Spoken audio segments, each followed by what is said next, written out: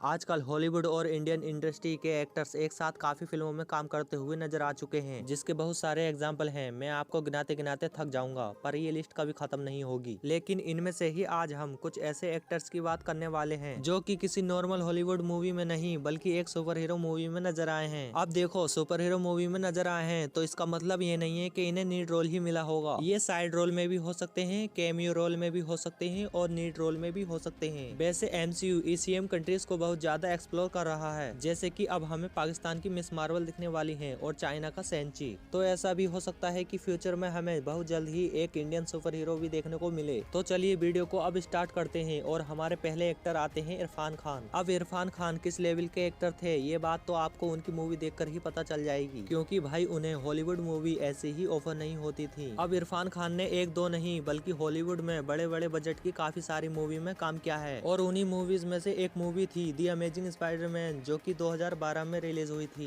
जिसमें इरफान खान ने डॉक्टर रजत रथा का रोल प्ले किया था। और जब डॉक्टर कॉनस लिजार्ड बन गए थे तब वो रजत रथा को मारना भी चाहते थे, लेकिन स्पाइडरमैन मौके पर पहुंचकर उन्हें बचा लेता है। और रूमर्स तो ऐसे भी आए थे दी अमेजिंग स्पाइडरमैन 3 में रजत रथा यानी इरफान खान ही मेन विलन का रोल प्ले करेंगे। पर इससे पहले दी अमेजिंग स्पाइडरमैन 3 बन पाती, मार्वल ने स्पाइडरमैन को लेकर सोनी से एक डील कर ली, जिस वजह से हमें दी अमेजिंग स्पाइडरमैन 3 का भी देखने को ही नहीं मिली। और इसलिए इरफान खान का कैरेक्टर भी इसमें सिर्फ डॉक्टर रजत रथा का ही रह गया। यार, स्पाइडरमैन को एक इंडियन सुपर विलन्स का सामना करते हुए पर्सनली मैं तो जरूर देखना चाहता था, पर भाई कभी ऐसा पॉसिबल ही नहीं हो पाया। मोहन कपूर, अब भाई ये एक इंडियन फिल्म एक्टर और टीवी एक्टर हैं, जिन्हें शायद आपने किसी मूवी या सीरियल में देखा होगा। और ये सिर्फ एक एक्टर ही नहीं है बल्कि ये वॉइस आर्टिस्ट भी हैं, जिन्होंने काफी सारी हॉलीवुड मूवी में अपनी आवाज दी है, जिसमें से एक थी 2016 में आई डॉक्टर स्ट्रेंज, जिसमें उन्होंने डॉक्टर स्ट्रेंज को अपनी हिंदी आवाज दी थी। अब भाई ये MCU में एज अ वॉइस आर्टिस्ट तो पहले से ही थे, और अब मजे की बात यह है कि ये अपनी एंट्री एज अ एक्टर भी MCU में करने जा रहे हैं। मोहन कपूर सबसे पहले हमें मिस मार्वल में नजर आने वाले हैं, जिसमें ये Kamala Khan AKA miss Marvel के डैड यूसुफ खान का रोल प्ले करने वाले हैं। वैसे इस सीरीज में और भी कई सारे पाकिस्तानी एक्टर्स को कास्ट किया जाएगा, तो ये पॉसिबल है कि इसमें हमें और भी इंडियन एक्टर देखने को मिल सकते हैं। वैसे मोहन कपूर तो एक खुद वॉइस आर्टिस्ट हैं, तो अब ये देखते हैं कि मिस मार्वल सीरीज में वो खुद ही अपने कैरेक्टर को हिंदी डब करते हैं या फिर कोई और आर्टिस्ट करेगा। अब वैसे पता नहीं कि मिस मार्वल हिंदी में डब होगी भी या नहीं। वैसे अगर कुछ रूमर्स की माने तो फरहान अख्तर भी मिस मार्वल सीरीज में दिख सकते हैं, और अगर भाई ये न्यूज सच हो गई तब तो बहुत मजा आने वाला है। वेन किंसली, अब ये हॉलीवुड के एक बहुत ही जाने माने एक्टर हैं, और इन्हें आपने किसी न किसी मूवी में देखा ही होगा, और फिर भी आपको याद नहीं आ रहा है तो भाई मैं आपको याद दिला देता हूँ कि आयरन मैन 3 में फेक मैंड्रिन यानी ट्रेवस लेटली का रोल इन्होंने ही प्ले किया था, और आयरन मैन 3 में फेक मैंड्रिन को दिखाकर मार्वल ने हमारे साथ एक बहुत ही बुरा मजाक किया था। तो मैं आपको बता देता हूँ कि बेन किंसली इंडिया को कैसे बिलोंग करते हैं। अब बेन किंसली के पिता जो थे वो एक गुजराती थे जिसका नाम था रहमतुल्लाह हरजी भांजी, और इनकी मदर जो एक रशियन थी जिनका नाम था एन्नल लाइना मेरिल गुडमैन। अब आपको क्या लगता है कि बेन किंसली का असली नाम क्या होगा? चलो मैं आपको बताता हूँ। तो इनका नाम है कृष्णा पंडित भांजी। हाँ भाई, बेन किंसली का असली नाम कृष्णा पंडित भांजी ही है, और अगर आपको यकीन नहीं आता तो आप गूगल कर सकते हो। वैसे अब ऐसे रूमर्स आए हैं कि बेन किंसली यानी हमारे पंडित जी सेंची मूवी में कमबैक कर सकते हैं। हरीश पटेल, नहीं समझे? अरे भाई मैं इबू हटेला की बात कर रहा हूँ। तो अब इबू हटेला यानी कि हरीश पटेल भी हमें MCU की इटरनल्स में नजर आने वाले हैं। इटरनल्स के टीजर में हमें हरीश पटेल कुमल इनियानी के साथ दिखे थे, और अब मैं आपको बता सकता हूँ कि ये दोनों एक साथ क्यों थे। तो भाई देखो, अब सीधी सी बात है, कुमेल इंजानी एक ऐसे इटरनल्स का रोल प्ले कर रहे हैं जो कि बॉलीवुड में एक सुपरस्टार है। तो भाई जब कुमेल इंजानी खुद एक बॉलीवुड स्टार का रोल प्ले कर रहे हैं तो इनके साथ हमें कुछ इंडियन एक्टर तो दिखने ही थे। वैसे मुझे इस बात के भी पूरे चांस लगते हैं कि इस मूवी में हमें थोड़े बहुत इंडियन सीन तो जरूर दिखने वाले हैं। जब इटरनल्स का टीजर मैंने पहली बार देखा था तब मुझे भी पता नहीं चला कि इसमें हरीश पटेल भी हैं। मुझे भी आप सभी की तरह बाद में ही न्यूज मिली कि इटरनल्स में हरीश पटेल AKA इबू हटेला भी हैं। इटरनल्स की रिलीज डेट 5 नवंबर 2021 है, तो फिलहाल तो इस मूवी को रिलीज होने में काफी ज्यादा टाइम है। तो कैसा लगेगा आपको अगर मैं आपसे कहूँ कि नसरुद्दीन शाह ने भी हॉलीवुड की एक सुपर हीरो मूवी में भी काम किया है, और सिर्फ काम ही नहीं किया बल्कि एक सुपर हीरो का कैरेक्टर प्ले किया है जिसका नाम था कैप्टन नीमो। और कैप्टन नीमो सबसे पहले the league of extra ordinary gentleman movie में नजर आए थे,